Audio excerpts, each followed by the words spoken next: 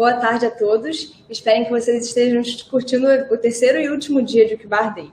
Vamos dar início agora ao Café Uquibariano, um bate-papo com Diego Barreto, vice-presidente de Finanças e Estratégia do iFood, para falar sobre a nova economia, desbancarização, fintech, securitização. E para conduzir esse bate-papo, eu vou chamar o Carlos Augusto Lopes, CEO da Uquibar. Boa tarde, Cal. Boa tarde, Diego. É isso, pessoal. Peguem o seu cafezinho e aproveitem a conversa. Sim, tudo bem? Como é que tá? Obrigado. Como vai? Tudo bem? Tudo ótimo. Bom, primeiro eu queria te agradecer. Eu sei que você está numa semana super complicada de planejamento estratégico. Eu sei o quanto isso é complicado, mas você mesmo assim conseguiu aí encontrar uma horinha para a gente. Eu vou me comprometer a gente manter aí o nosso contrato rigoroso aí de uma hora. Mas muito obrigado, um prazer contar com a tua participação aqui.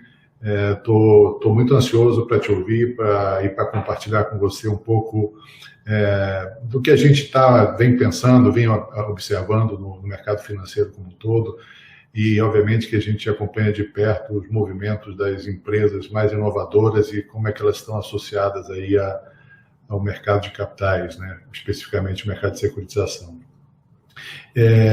Eu comecei o painel, o primeiro painel do Uquibar Day, eu comecei falando de desbancarização, né? E a gente questionou com a presença de um gestor importante e do Banco Central se a gente realmente estava indo num caminho de repensar um modelo diferente de intermediação financeira, né? ou de aproximação desses extremos. Você é autor de um livro sobre a nova economia. Queria te perguntar, talvez para a gente começar aquecendo os motores, aí, se você pode definir para você o que é nova economia e se esse conceito de desbancarização faz parte do que vem a ser essa nova economia no teu ponto de vista. Primeiro, novamente, super obrigado. De fato, é uma semana difícil aqui para mim, mas eu dei meus pulos aqui para poder participar.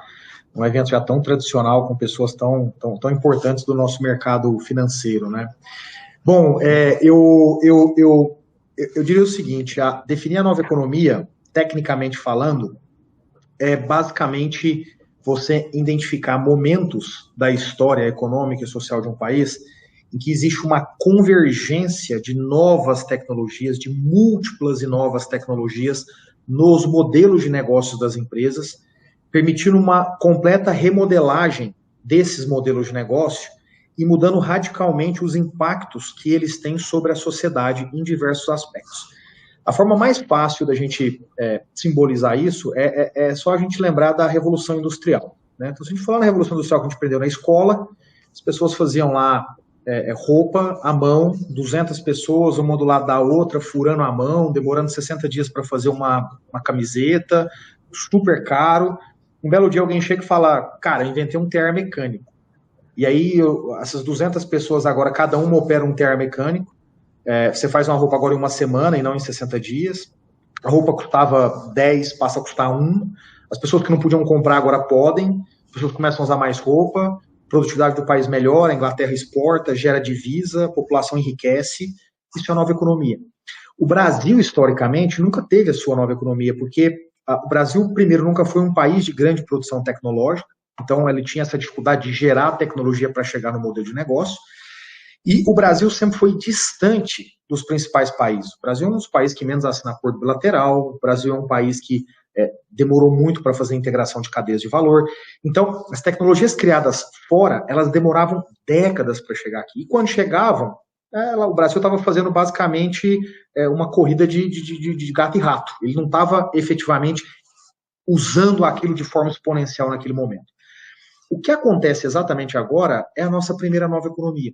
O processo de integração das cadeias de valor, a globalização, se concretizou no Brasil nos últimos 15 anos, o que significa que tudo agora é acessível com muito mais velocidade, a informação, o produto, o serviço, as pessoas, o conhecimento, o capital, tudo acontece de forma muito mais rápida, o que tem permitido à medida que isso entra no Brasil e ganha a escala de um país tão grande como o nosso, que esses recursos tecnológicos se tornem baratos e disponíveis muito rapidamente. Então, quando a gente pensa nas fintechs, por exemplo, que tanto se fala no mercado financeiro brasileiro, o que são as fintechs? Elas são o resultado disso. Nos últimos 15 anos, os serviços, as ideias, o conhecimento e o capital está disponível, então as pessoas rapidamente trazem para cá, fazem com a tecnologia essa convergência de tecnologias nos modelos de negócio e começam a surgir coisas que a gente até então não tinha visto. Então, isso é a nova economia. Como é que isso fala com a desbancarização? Diretamente. Por quê? Porque nesse estágio de tecnologia, a gente tem conseguido fazer um processo de completa integração de cadeias de valor. Ou seja, o que você fazia de ponto em ponto para definir como uma cadeia de valor, hoje você faz de forma completamente integrada. Vou pensar num exemplo simples que está cada vez mais popular no Brasil, ainda é nicho, mas está cada vez mais popular, que é o Banking as a Service. Hoje, para oferecer serviços bancários, você não precisa ser mais um banco. Você pega um monte de APIs disponíveis em vários participantes da cadeia, pluga no seu ambiente e diz para os seus consumidores, está aqui o meu banco, quando na verdade, tecnicamente, não é um banco. Então, essa desbancarização, ela é fruto desse processo de convergência dessas tecnologias. E eu estou muito seguro que o Brasil está nesse caminho. Aí alguém vai falar, mas eu não vi isso aqui ainda, mas não sei o quê, mas está pequeno, mas está lento. Veja, tudo que a gente fala, um processo de transformação muito forte, estrutural, disruptiva, implica numa jornada e não em uma mudança de um dia para o outro. Você quer emagrecer? Você pode emagrecer de um dia para o outro. Vai ao médico, toma remédio, fica sem fome e aí você emagrece. Mas isso não é uma mudança estrutural. Isso é uma mudança forçada. A mudança estrutural, você vai para a academia, come um pouco menos, bebe um pouco menos, em 3 anos você está uma pessoa saudável. Isso é uma mudança na jornada. O que acontece nesse exato momento no mercado financeiro brasileiro é uma jornada em que essa nova economia vai permitindo a transformação do mercado financeiro e a desbancarização. Perfeito. E onde é que o iFood se encaixa nesse contexto? Veja, o iFood, ele tem, nesse contexto todo, uma posição muito interessante. Veja, empresas como o iFood e as empresas cada vez mais, elas têm a capacidade de organizar ecossistemas de uma forma muito direta. Então, veja, hoje no ano passado no Brasil, servi 41 milhões de brasileiros. 41 milhões de brasileiros receberam pelo menos um pedido do iFood no ano passado. Eu vendi comida de quase 300 mil restaurantes, de mais de 1.000 supermercados, e isso tudo foi entregue por quase 200 mil entregadores. 100% dessas relações, elas se dão de forma digital e acontece num lead time de 28 minutos, em média, entre alguém pedir e alguém receber. 28 minutos de lead time. Veja, isso é um conceito de ecossistema. Inúmeros parceiros completamente conectados, permitindo um volume muito grande de transações num tempo muito curto. A pergunta é, por que um ecossistema que efetivamente existe, com alto nível de recorrência, ele não deveria também ter um papel financeiro? Não faz sentido não ter. E aí, num conceito antigo, de 15 anos atrás, de 20 anos atrás, alguém diria, e aí, você vai comprar um banco? E você começava um processo todo burocrático, na época, um decreto presidencial, com necessidade de decreto presidencial, se tivesse capital estrangeiro, enfim, por aí vai. E hoje, eu ofereço o que um banco oferece, sem ser um banco. Hoje eu levo uma conta digital, hoje eu levo crédito, hoje eu faço uma série de transações e eu não sou um banco. Ou seja, onde é que o iFood se insere aqui?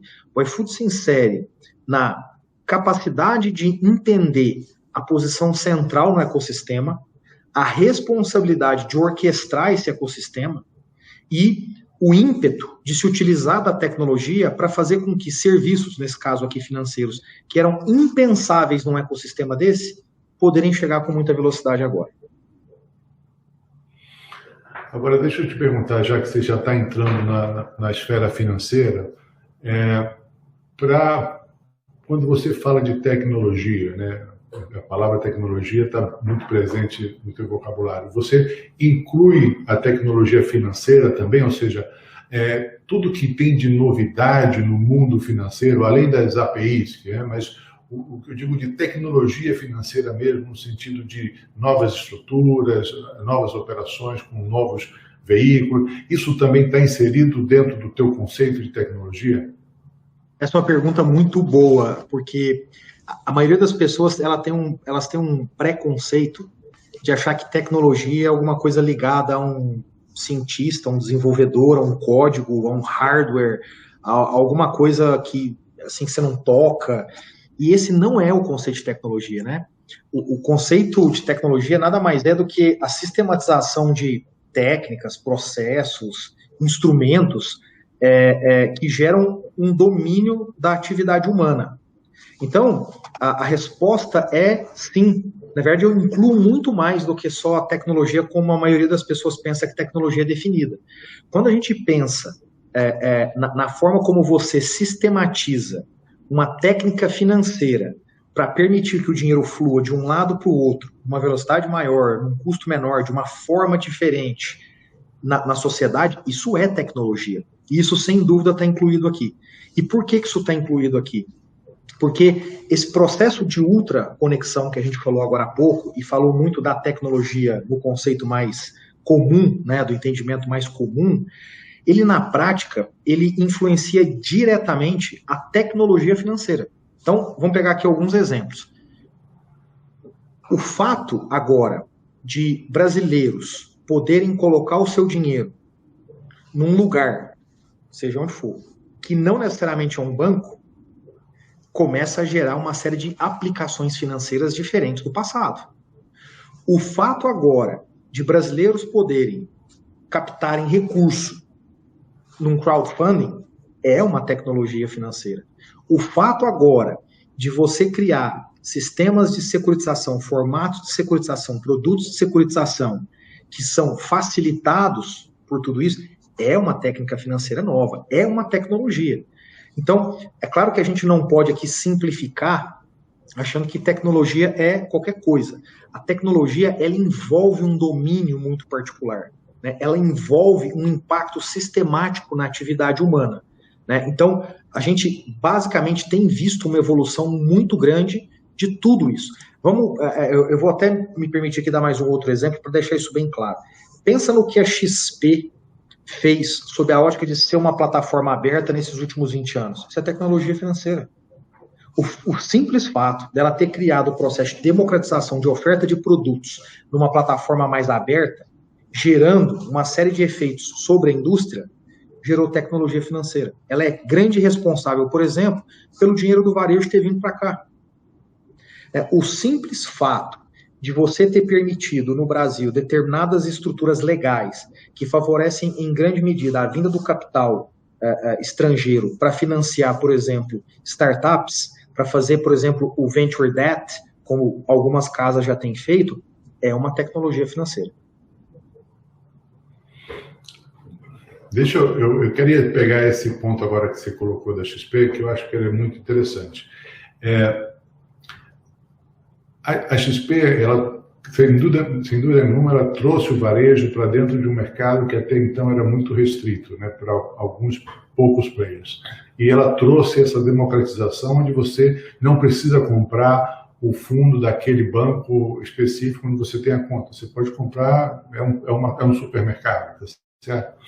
Mas ainda é um banco, ainda é uma instituição, ou vai se tornar um banco, ou está associado a uma instituição financeira. Ou seja, o modelo de intermediação financeira continua o mesmo. A origem do processo de crédito, ele é totalmente diferente daquele que você, por exemplo, está começando a fazer na tua empresa, ou não? Eu diria que no conceito mais puro de intermediação, a gente sempre vai enxergar a intermediação.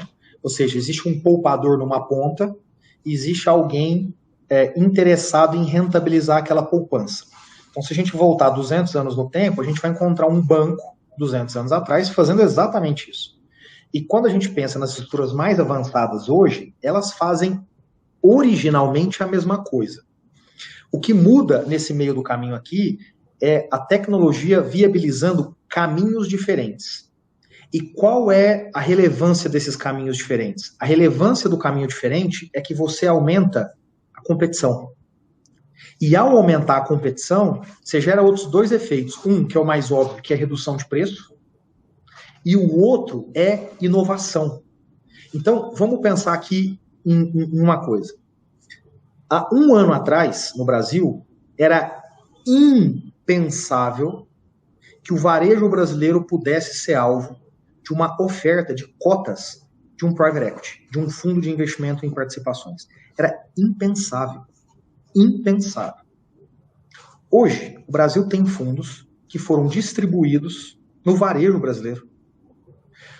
Por que isso?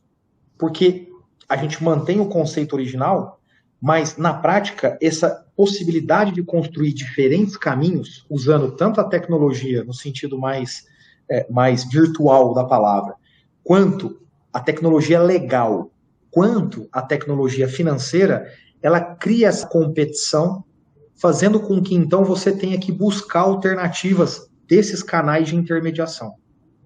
Então, a XP, ela, por exemplo, segue, em última instância, um caminho, né, um conceito que ele é o tradicional, no sentido do poupador e do tomador, mas ela inova quando, por exemplo, ela abre a sua plataforma. Olha o efeito que isso tem. Como CFO de empresas, eu sempre ouvi dos bancos: deixa eu ser o banco distribuidor, que eu te dou acesso ao meu private. De matar, né? De pôr uma arma na cabeça e querer se matar. Quando a XP vem e fala, não, peraí que eu tenho uma plataforma aberta, ela quebra esse raciocínio e o que ela faz? Ela aumenta essa competição, automaticamente. Automaticamente. Por quê? Porque eu deixo de começar a ter essa arma na cabeça para dizer, pô, peraí, eu vou conseguir acessar bolsos. Há 7 anos atrás, você falava, mas a XP não vai dar conta de distribuir minha oferta inteira. Hoje você não se preocupa com isso mais, dado o tamanho da instituição. O que gera essa pressão e muda radicalmente esses caminhos que levam o poupador ao tomador. Eu concordo com você, estou sempre totalmente alinhado. Talvez a XP até não seja um bom modelo para o que eu estou querendo discutir aqui, que é o seguinte: pega, por exemplo, um desses outros bancos mesmo agora, estão vendendo um conceito de banco digital, de modernidade, com aplicativos e um modelo ou matriz de televisão na propaganda, não importa. Esse modelo, na sua raiz, eu falo do crédito, né? Falando especificamente do crédito. O crédito, ele ainda está muito voltado a um modelo muito tradicional, que envolve me dá o teu imposto de renda, se você é pessoa física, me dá o balanço dos últimos 5 anos. Assim, eu, quando entrei no mercado financeiro, aprendi a ler balanço. A primeira coisa que você aprende tem que entender a ler balanço. Você, na tua empresa, mas eu acho diversos outros, poderia usar a telefonia como exemplo, qualquer outro prestador de serviço público, você tem uma inteligência decorrente do fluxo de caixa dessas empresas que, de novo, a palavra tecnologia, ela reprocessa a maneira de você conceder crédito, ou não. Perfeito. Você tem muito mais inteligência com relação a uma pequena e média empresa, porque você sabe exatamente quanto é que ela fatura diariamente, qual é o pico da venda dela, que tipo de produto vende mais do que qualquer outra instituição financeira. Então, você está muito bem posicionado para conceder aquilo que a gente chama de crédito. Sim. É nesse contexto que eu digo que existe essa desbancarização, né? Porque você está... Está perfeito. Está perfeito. Eu concordo totalmente. E a gente ainda está enxergando a inflexão dessa curva. Onde é que na prática a gente, e quando eu digo a gente, não é nem só o iFood, mas é o mercado como um todo que tem essa posição. O Brasil, do ponto de vista de crédito, é um país de média. Né? Então, o que você faz? Você olha para uma média e oferece alguma coisa. Então, eu vou te dar um exemplo. Eu sou uma pessoa que tem um patrimônio, eu sou uma pessoa que tem uma boa renda, eu sou uma pessoa que nunca tive um processo judicial na minha vida, nunca tive um Serasa, nunca tive um protesto, nunca tive nada. Mas eu entro nos bancos que eu tenho conta e eles me cobram 300%, 400% CDI. Tem alguma coisa errada aqui. Onde é que está o erro? O erro está na média. Ou seja, as observações, as decisões são baseadas em média. Ela tem pouco inteligência científica de clusterização. E é isso que os ecossistemas vão criar. E aí a gente pode chamar isso de desbancarização, porque na prática esses ecossistemas não são um banco, mas eles vão ter a capacidade de uma leitura específica. Portanto, a minha capacidade de ler o comportamento de um restaurante é 500 vezes maior do que o banco fazer essa leitura. Eu tenho um pulso real time. Ele consegue fazer uma leitura. Exato. Eu tenho um pulso real time. Eu tenho uma capacidade de montar os meus modelos de machine learning que a gente tem aqui para entender behavior, para fazer predição de behavior, que um banco não tem. Então, por exemplo, nós temos aqui dentro do iFood um modelo de predição de machine learning que antecipa o churn do restaurante. Ele consegue mostrar, olha, a probabilidade desse cara sair nos próximos 30 dias está alta. E isso me permite fazer N trabalhos. Um deles, entender o problema e de alguma forma tentar resolver para que ele se mantenha na minha plataforma. Porque pode ser um problema de origem operacional, não está satisfeito com o iFood. Pode ser um problema financeiro. Ele lá está desequilibrado financeiramente.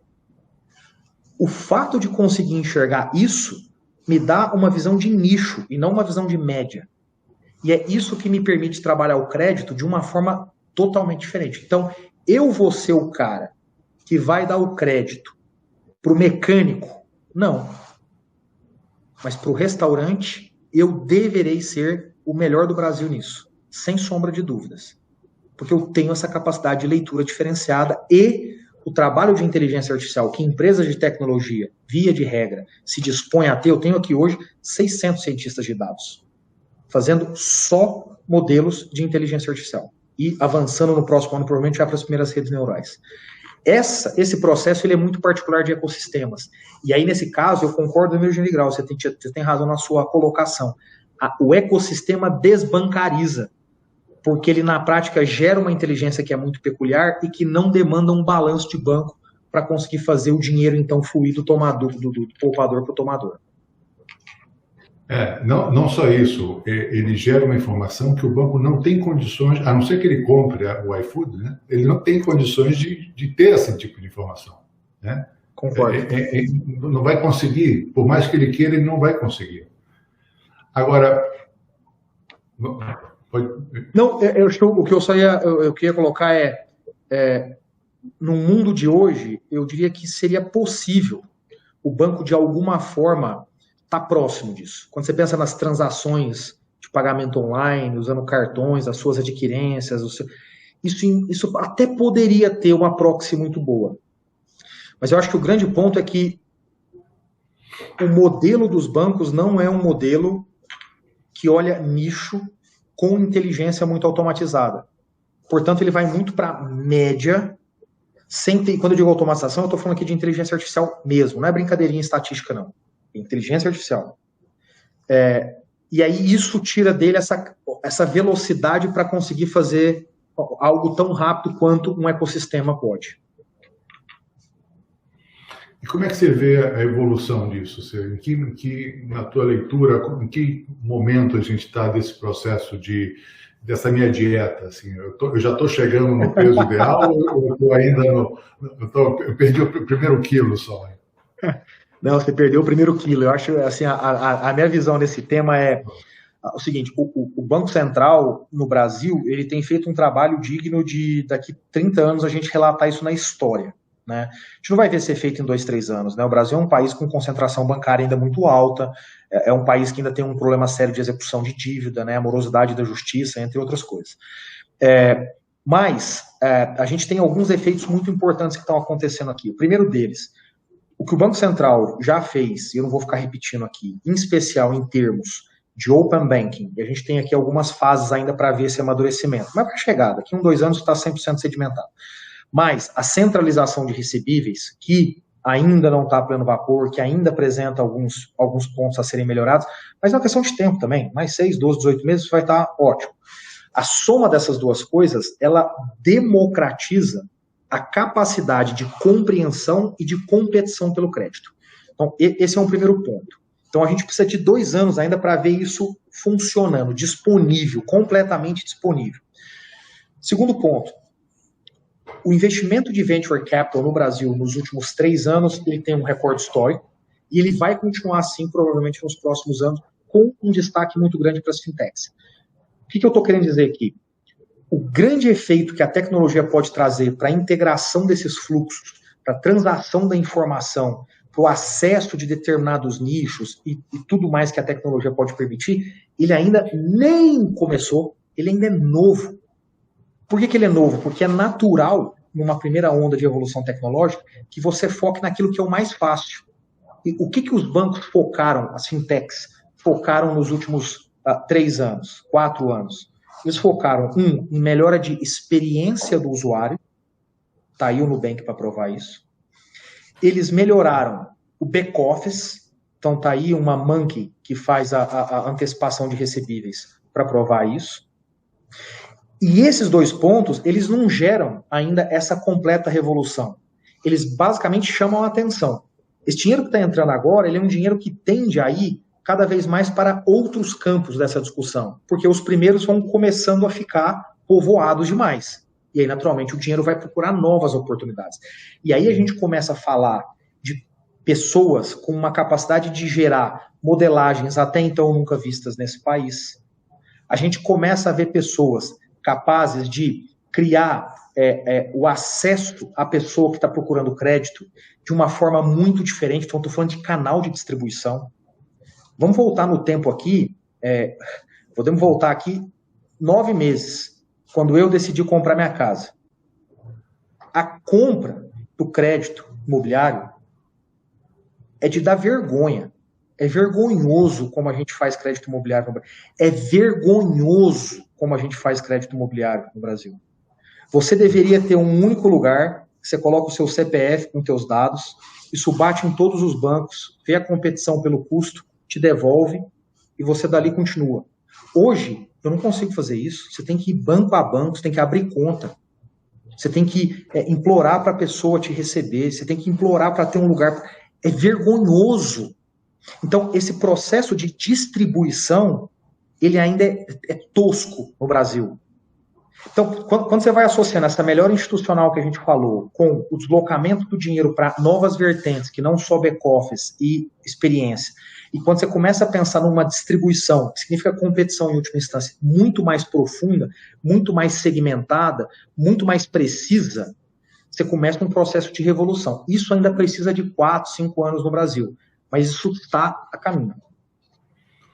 Bom, eu quero voltar para o financeiro daqui a pouco, mas eu queria aproveitar esse gancho que você acabou de falar da questão imobiliária, que ele é absolutamente, concordo plenamente, é uma vergonha. Por outro lado, o crédito imobiliário em todo o resto do planeta, principalmente nos países onde o mercado financeiro é mais avançado, ele é um produto extremamente relevante, porque ele gera a fidelidade, né? Ou seja, aquele cara que comprou a casa, aquele banco que viabilizou a minha casa, é aquele banco que eu tenho um relacionamento, historicamente sempre foi assim. No Brasil a gente não consegue ver esse tipo de coisa. Então, eu queria ir lá para o lado um pouco mais humano, cultural. Assim, por que, sendo um produto que gera fidelidade, que gera um relacionamento, fortalece um relacionamento entre o o cliente e a sua instituição financeira. E com todos esses ferramentais que a gente tem hoje disponíveis, ou seja, se você pode fazer isso para restaurante e supermercado, por que ainda não existe isso no mercado financeiro? No mercado financeiro, porque eu acho que por uma questão estrutural que é conhecida por todo mundo, eu não preciso divagar muito, que é a concentração. Existe uma concentração muito grande. Quando você tem concentração, você não tem competição. E ao não ter competição, o serviço fica ruim. Ponto. 2, a ausência de competição no Brasil, ela estimula uma visão de muito curto prazo. Quando você não tem competição, você não tem uma tendência natural a estressar o que eu chamo de campo de realidade distorcida. É você olhar lá para frente e falar, cara, isso aqui pode ser muito diferente. Quando você não tem a competição, você tem uma tendência a fazer coisas incrementais, bobinhas, pequenas evoluções que você vai olhando seu vizinho fazer e você faz igual. Portanto, o mesmo problema que gerou um certo conforto para vários participantes do mercado financeiro, ele é o câncer disso. Ou seja, quem vem de baixo vem com uma visão muito clara desse campo de realidade distorcida. Então, veja, vamos parar para pensar. Por que o seu banco é o seu banco de relacionamento histórico? Por um único motivo. Porque uma vez que você entrava lá, você tinha essa impressão de que precisava ficar criando o seu behavior lá dentro. Quando é que você mudava de banco? Você mudava de banco em pouquíssimas situações. Uma, quando você ia na empresa, e a empresa falava, eu pago a minha conta aqui. E aí você tinha que mudar então seu banco. Você tinha uma outra situação que era talvez na tua grande compra na sua vida, que é o crédito imobiliário. Você tinha essas 3 situações. Mas olha que loucura. Situação número 1, o banco que você entrou primeiro e você fica refém lá, você fica porque, não é porque você quer, é porque você não tem a opção do dado trafegar. O Open Banking está começando a resolver isso. Opção número 2, conta salário. O banco ia lá e comprava, pagava, o CFO da empresa adorava porque ele embolsava um dinheirinho lá. Não era uma opção porque você gostava, você era obrigado porque alguém comprava aquele canal. Opção número 3, crédito imobiliário. Você fazia isso por uma questão só. É um grande investimento da sua vida em termos monetários. Então você topa fazer grandes mudanças na sua vida por causa disso. Então, veja, nessa narrativa toda, a gente não falou aqui sobre fidelidade. A gente falou aqui sobre ser refém. É muito diferente uma coisa da outra. Não existe fidelidade. Não existe o banco do seu coração. Você é refém do seu banco por muito tempo. Veja, no meu caso, uma coisa maluca. Em alguns momentos, já numa posição que me permitia ter uma boa remuneração, já me permitia um certo patrimônio, eu, ao migrar de empresa e ter que migrar de banco, naquele momento, eu começava num banco com 10 mil reais de limite lá, 15 mil reais de limite, 20 mil reais de limite. É um absurdo. E aí isso prova o quão refém você é do banco anterior. O que está acontecendo nesse exato momento, e aí vem a inteligência dessas fintechs, é que elas estão começando onde? Na base, em especial. Você já não dá crédito para eles. Você já dá 1.000 reais, 2.000 reais, 3.000 reais. Então, correr esse risco, ele é muito mais fácil do que você correr num ticket de alguém que precisa de muito mais limite. E aí, por que eu falei, né, nos investimentos que vem acontecendo nessas primeiras fases das fintechs brasileiras, eu falei de experiência. Porque pessoas que não têm acesso a crédito, via de regra, o que elas têm que ter acesso? A experiência. Então, quando alguém fala de uma forma muito simplista e superficial e com uma baita dor de cotovelo, mas esses bancos só fazem isso. É o que tem para fazer, porque essas pessoas já não têm crédito. Aí você pega o app do seu banco, sabe-se lá qual for, entra lá, tem 636 opções. Previdência, crédito imobiliário, câmbio, não sei o quê, tudo. Só que a classe C e D brasileira precisa de 5 transações. certo? Precisa de fazer uma transferência, pagar um boleto, ela precisa ver o saldo, é isso que ela precisa. Olha como, de novo, a gente regula pela média. Ao regular pela média, a experiência que eu recebo, com o nível de renda que eu tenho, é o mesmo de uma pessoa que é assalariada. O que significa que a experiência dela é horrível, porque a minha experiência é complexa, mas eu preciso dela. Mas o assalariado não precisa. Então, veja como essas coisas elas fazem sentido no tempo e elas tiram um pouco dessa visão simplista dessas primeiras fases que estão acontecendo, e aí gera a fidelidade. Por quê? Porque aí você não está retendo a pessoa por causa do salário, nem por causa do crédito imobiliário, e nem por causa do behavior mais, né? Até porque você não começa com crédito lá, via de regra, nas fintechs. Então, você só consegue trabalhar uma coisa, fidelidade. Senão o cara vai embora, ele simplesmente entra no app e deleta. Muito interessante. Bom, eu estou preocupado com o tempo, mas eu queria... já vou passar para as perguntas do público, mas eu queria voltar para a questão mais de mercado de capitais, e se você pudesse contar um pouco como é que vocês têm hoje, o grupo, né, tem 3 FDICs, e vocês estão, pelo que a gente tem ouvido, vocês estão com um projeto ambicioso com relação a isso. Você pode falar um pouco sobre estratégia com relação a mercado de capitais, como é que você vê esse veículo dentro desse contexto que a gente acabou de falar? Claro, sem dúvida. A gente tem, dentro do iFood, né, todo o nosso business aqui, que é o conhecido por todo mundo, mas a gente tem 2 fintechs também, né? A gente tem uma fintech que é a Zup, que é uma fintech que produz efetivamente todo os serviços de banking para poder prover isso.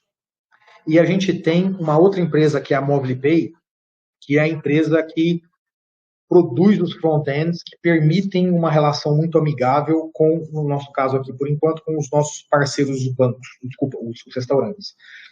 Então, nós desenvolvemos nos últimos anos essas tecnologias para permitir a gente dominar o produto, né? Então, para nós, dado o tamanho do iFood, a gente optou estrategicamente por dominar o produto. Então, eu não quero pegar o produto de um terceiro e trazer. Eu prefiro ter o produto na mão para ter mais velocidade de correção, velocidade na flexibilidade e por aí vai. A nossa estratégia, ela começa originalmente com aquilo que é o beabá de quem faz transação online. Quem faz transação online faz antecipação de recebível.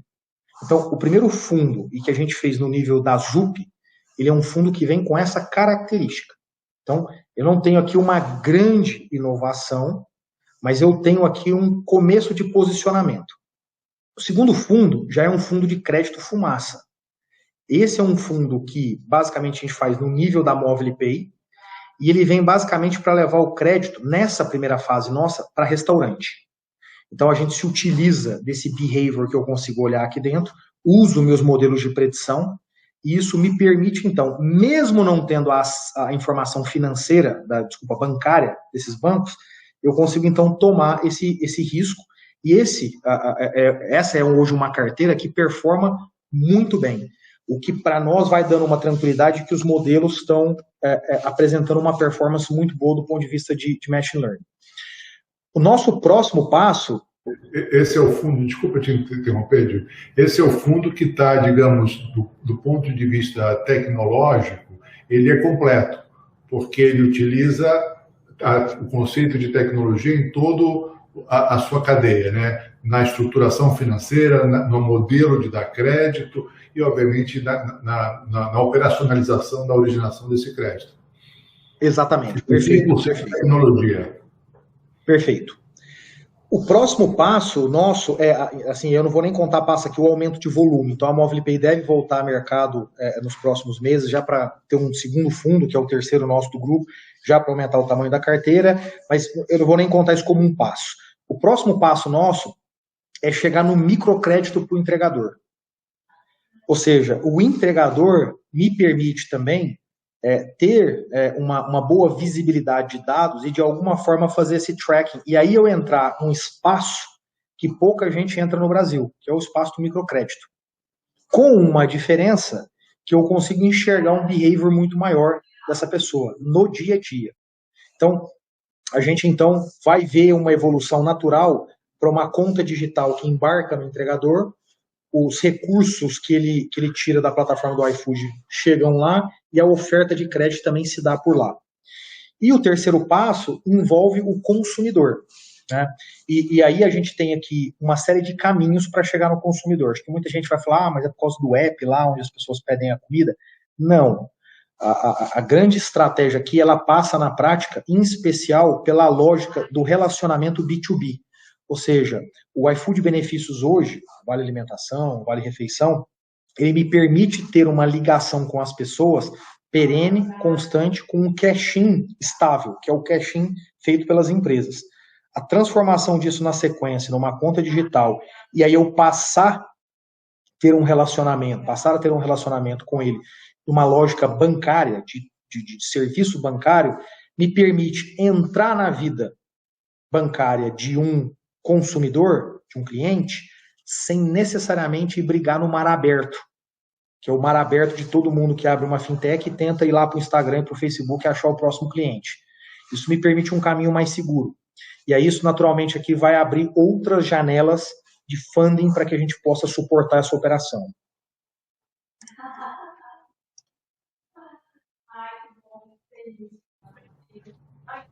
Eu estava falando que eu entendo perfeitamente a estratégia, mas nessa questão do consumidor, também você tem inteligência, independente se ele é cliente de um ticket ou não, você também tem inteligência do comportamento dele. Você sabe quanto eu compro com você, cada vez que eu abro o aplicativo e peço um hambúrguer. Aliás, pequeno parênteses aqui, a gente está aqui 3 dias enclausurado e a equipe toda aqui está pedindo via iFood aí.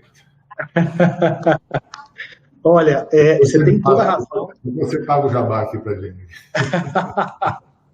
Você tem toda a razão e é muito bom isso que você está falando, porque na prática o que eu vejo é um duplo clique nisso que você falou. O fato de te ter aqui como um cliente implica, via de regra, em clientes com uma frequência muito alta, né? É um segmento, provavelmente com maior frequência do varejo. Você vai à farmácia menos que come, você vai ao supermercado menos que come, você vai comprar roupa menos do que come. Então tem um nível de frequência muito maior. Esse nível de frequência, ele me permite enxergar coisas muito interessantes. Quando você, durante um ano, só come hambúrguer gourmet, isso me dá uma certa referência de como anda o seu orçamento em casa. Quando em algum momento o teu padrão muda para você comer um hambúrguer mais barato, o seu padrão muda. Então, da mesma forma que uma pessoa migra da carne para o frango, do frango para a carne, por causa das oscilações de orçamento, as pessoas também migram em outros itens. E isso permite a gente ter uma visão relativamente boa do seu arroxo ou não orçamentário. Quando eu caso isso, então, com uma lógica de vale-refeição, eu começo a enxergar também o quê? Renda. Porque, de alguma forma, eu consigo fazer proxies que me permitem enxergar isso. Quando eu caso isso, então, com CPFs vinculados ao mesmo endereço, eu consigo mais ou menos saber se você mudou o comportamento do hambúrguer sozinho, mas a sua esposa não, ou se os dois mudaram. E isso me indica situações creditícias orçamentárias, no primeiro momento, muito diferentes. E aí que entra, de novo, a questão da inteligência artificial. Você não consegue fazer isso de uma forma simples, mas você consegue fazer isso com uma série de ligações com informações distribuídas não só em sistemas de crédito, mas também em redes sociais, associados a esse comportamento de itens, então me gerando um credit scoring, que fora desse ambiente aqui você não vai conseguir chegar pelos mesmos caminhos. E todos esses canais de crédito que você está criando, né, você vai criar, todos eles vão ser financiados via mercado de capitais, todos eles vão ter o seu FDIC especial, ou vocês estão olhando para outras alternativas? A gente, eu diria que nos próximos 2 anos, 3 anos, a gente vai seguir pelo mercado de capitais. Mas eu não me surpreenderia se o iFood tivesse outras formas de se financiar para poder financiar credores, devedores, na verdade, daqui a alguns anos.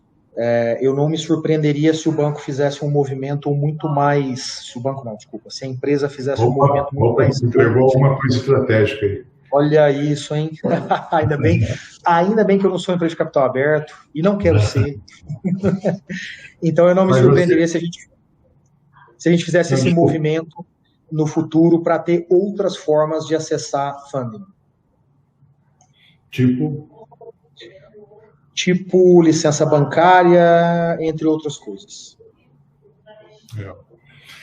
Bom, temos aí pouquíssimos minutos para cumprir aqui o nosso compromisso. Vou chamar a Aline. Olá, Diego, tudo bem? Tudo Nossa, ótimo. tem muitas perguntas aqui, mas considerando, né, a nossa temática principal aqui do evento, eu vou fazer uma pergunta para você. Vocês pretendem ingressar no mercado de recebíveis, na cadeia de recebíveis, em estrutura de FDIC de uma outra forma? Existe algum planejamento a respeito disso? Considerando, né, toda essa parte tecnológica, esse seu conhecimento, até imagino que tenha sido fácil negociar com os prestadores de serviços, né, porque tem muita inteligência, acho que ficou fácil para os outros prestadores prestar o serviço para vocês, prestarem serviços. Queria saber o que você achou que no mercado de securitização precisa melhorar urgentemente para acompanhar essa evolução do mercado. Aline, sim, a gente vai buscar outras formas de adentrar no mundo dos recebíveis. Veja, por tudo que a gente discutiu até aqui, eu não deveria ficar limitado a, por exemplo, os restaurantes que estão dentro do meu app hoje vendendo comida para vocês. Eu deveria ir para todo o mercado de food service brasileiro, o que implica uma estratégia offline de captura, e o que exige e o que implica também você poder acessar a lógica de recebíveis de quem vendeu online, mas por uma outra plataforma. Então, a inteligência que eu crio para poder trabalhar muito bem, exemplo, a antecipação de recebíveis dos meus restaurantes, eu posso replicar isso também para quem está fora do meu ecossistema. E aí, quando eu entro na lógica do que a gente chama de banco do restaurante, ele não é um banco dos restaurantes do iFood. Ele é um banco de toda a cadeia. Então, a gente com certeza vai andar nisso. Isso é algo que a gente, nos próximos 12, 18 meses, deve entrar com muita força para conseguir fazer essa captura num outro nível. Junto com isso, a gente espera também entrar em outras personas, né? Então, para pensar. Quem é muito mal servido nesse meu ambiente é também o trabalhador do restaurante. Então, quando eu integro toda essa lógica e viro também o banco preferencial do restaurante e chego para ser o banco preferencial também do trabalhador do restaurante, eu começo a entrar em outras searas, o que vai me abrindo muitas outras possibilidades, tanto de perfil de crédito, quanto de veículos que eu poderia utilizar. Por exemplo, a gente começa a falar um pouco aqui sobre poupança. No momento em que eu começo a entrar na folha de pagamento, eu mudo a fonte de captação de recursos da minha empresa. Não da minha empresa, perdão, mas de estruturas de financiamento. Por isso, uma licença bancária no futuro pode fazer sentido. Então, enfim, acho que existe aqui um emaranhado, né, que está sendo construído, que com certeza vai abarcar uma série de outras estruturas aqui. Ouvindo você falar, a sensação que eu tenho é que vocês entraram no business de restaurante para ser banco. Olha, eu te juro que não. Não, estou brincando. Não, eu sei. Eu sei total, mas eu vou completar, eu sei que você está brincando. Mas eu estava dizendo assim, eu te juro que não. Mas nesse caminho, o que a gente descobriu é que todo esse ecossistema que eu mencionei, ele é extremamente mal servido. Então, quando a gente pensa em ter um ecossistema, isso implica em você organizar não só aquele core que você se dispõe inicialmente, mas também ir eliminando todos os demais atritos a ponto de você deixar o seu ecossistema muito mais interessante. Então, quando o restaurante entra aqui, se eu elimino todos esses demais atritos, ele tem uma tendência menor de sair. Hoje, a minha discussão com ele é duas, basicamente. Vender, continuar vendendo cada dia mais, e um bom nível de serviço. Então, se eu não entrego, por exemplo, a venda, talvez até porque ele não consiga entregar um bom produto, ele eventualmente vai sair. Mas se eu elimino outras fricções, ele talvez se mantenha no ecossistema pela ausência dessas outras fricções, o que me permite trabalhar ele e, eventualmente, conseguir vender. Então, a gente não entrou pensando, mas o serviço é tão mal prestado ainda no Brasil que isso abre uma fonte de retenção na prática. Ouvindo você falar, eu fico me perguntando agora, nessa tua última fala, qual é o serviço? É o serviço de venda de comida ou o serviço financeiro? Eu vendo o melhor serviço para os participantes do ecossistema. Isso inclui comida e inclui serviço financeiro. Agora sim. Tem um conceito aqui, é legal você ter tocado nisso brincando, mas tem um conceito aqui interessante. A diferença da nova para a velha economia é que a velha economia ela se habituou e continua vendendo ou produto ou serviço. Na nova economia, o que você vende é a fusão de produto e serviço ou de serviço e serviço, que chama-se solução. Então, veja, o que o iFood te entrega? Ele não te entrega comida, porque a comida já existia, produto. O iFood te entrega a lógica da conveniência de entrega junto com o produto. Isso é uma solução. Então, tudo isso que a gente está falando aqui hoje, por exemplo, de questões financeiras, eu poderia estar falando aqui de outras, ela reforça essa tese de solução e não de produto ou serviço isolados. Perfeito. No caso do banco, do financeiro é serviço mais serviço. Tudo bem. Exato. Diego, fala. Tem uma perguntinha aqui, Cal, mas eu só queria complementar. Na verdade, é economia circular sob uma ótica não ambiental, de fato, né? Na verdade, essa... Sem dúvida. O que enrijece mais ainda o ecossistema. Perfeito. Tem uma perguntinha para você, Diego. Aceitar depósitos para pagamentos pré-pagos e oferecer oportunidades de remuneração desses recursos aos clientes seria uma possibilidade? Sem dúvida, e não demorará. Spoiler. Já teve aí um, né? Olha, Diego, foi um prazer. Uma pena que a gente tem limite de tempo, mas para mim aprendi bastante e quero te agradecer mais uma vez por ter aí encontrado aí um tempinho na tua agenda para estar aqui com a gente. Muito obrigado. Em nome da Alquibá, quero agradecer e muito sucesso. Muito obrigado. Eu que agradeço, Cal, Aline. Para mim é um prazer enorme estar aqui. Eu sou um cara que frequenta o mercado de capitais financeiro há muito tempo e vocês sempre foram uma referência. Então, para mim estar aqui é um privilégio também por alguém que um dia vem crescendo assim e fala, talvez um dia eu vou estar lá. E hoje eu estou aqui. Então, fico super feliz pelo convite. Obrigado. Eu que agradeço. Obrigada, Diego.